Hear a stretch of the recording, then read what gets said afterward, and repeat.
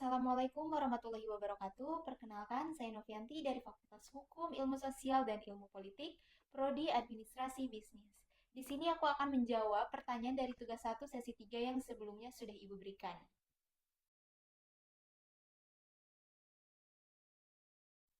Yang akan dibahas ialah term berdasarkan kuantitas. Klasifikasi ini juga sangat penting dalam logika karena berkaitan secara langsung dengan bagaimana suatu pernyataan menyatakan bahwa itu adalah hubungan antara subjek dan predikat, terutama dalam konteks silogisme dan dalam pembuatan kesimpulan yang logis. Kuantitas di sini tidak berdasarkan angka, melainkan jumlah individu dalam kelas objek yang dirujuk oleh term tersebut. Term ini terbagi menjadi 3 macam, yaitu term yang mencangkup seluruh anggota kelas tertentu. Biasanya term ini digunakan dalam pernyataan yang bersifat umum atau menyeluruh, dan biasanya didahului oleh kata seperti semua, setiap, dan tiap. Contohnya, semua manusia adalah makhluk hidup. Manusia adalah term universal karena mencangkup seluruh manusia.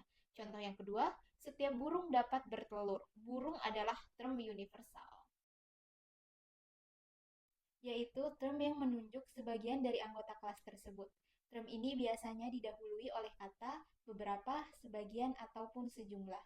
Contohnya, beberapa hewan bisa berenang. Hewan adalah term partikular karena tidak semua hewan bisa berenang. Term ini digunakan untuk menyatakan keberadaan kasus namun tidak mewakili seluruh populasinya, yaitu term yang hanya merujuk pada hanya satu objek atau entitas tunggal. Term ini tidak memiliki ekstensi lebih dari satu, tapi sangat penting dalam penarikan kesimpulan, karena sering menjadi landasan premis minor dalam silogisme. Contohnya, Indonesia adalah negara kepulauan.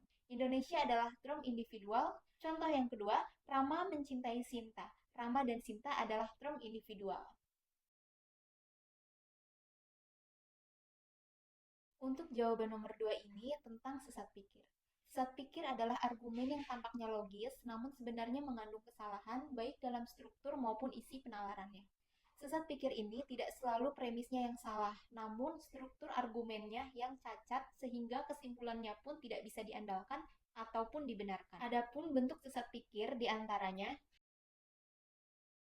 sesat pikir ini menyerang karakter orang yang berargumen, bukan argumennya. Contoh, kita nggak perlu dengerin pendapat dia soal hubungan rumah tangga. Dia kan sudah cerai 2 kali. Salahnya di mana? Salahnya, argumen ini tidak disanggah secara isi, melainkan menyerang secara latar belakang orangnya. Yang kedua, yaitu memutarbalikkan argumen lawan bicara menjadi versi yang lebih lemah agar mudah untuk diserang. Contoh, si A berkata, saya rasa pemerintah harus lebih mengatur penggunaan teknologi untuk melindungi privasi masyarakatnya. Lalu dijawab sama si B, jadi kamu ingin pemerintah mengawasi setiap percakapan kita. Itu kan pelanggaran privasi yang lebih besar tahu. Salahnya di mana? Si B sudah menggambarkan argumen si A dalam bentuk yang ekstrim. Padahal si A hanya menyarankan pengaturan yang lebih baik untuk melindungi sebuah privasi, yaitu kesimpulan yang dijadikan sebagai alasan untuk dirinya sendiri.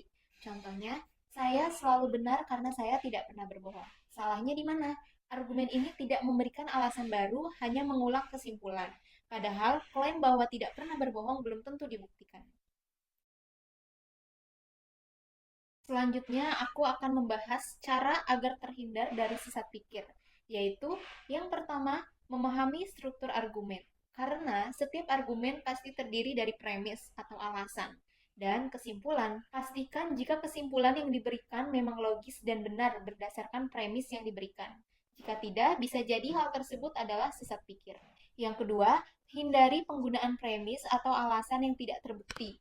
Jangan menyatakan sesuatu hal itu benar jika kenyataannya tidak ada bukti yang cukup kuat untuk mendukung kebenarannya. Yang ketiga, bertanya dan menantang argumen dengan bijak. Hal ini bisa kamu lakukan jika kamu tidak yakin dengan argumen seseorang.